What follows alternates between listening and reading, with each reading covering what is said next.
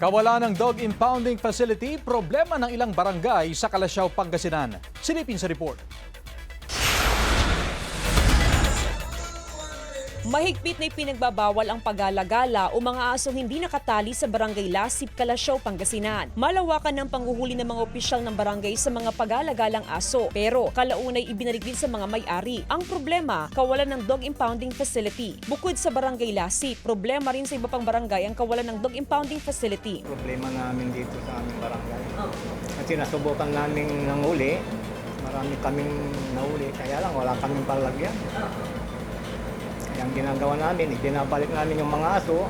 Tuloy-tuloy pa rin ang isinasagawang pagbabakuna sa mga alagang aso sa bayan. Sa tala ng Municipal Veterinary Office, nasa 50% pa lang ang nababakunahan mula sa kabuuang bilang ng mga alagang aso sa bayan. May nakalatag na schedule sa bawat barangay para sa veterinary mission. Target ng LGU ang zero rabies case sa bayan. Actually, patuloy po kami sa may Barangay Malabago. Magkakaroon ulit kami ng veterinary mission sa may Barangay Malabago.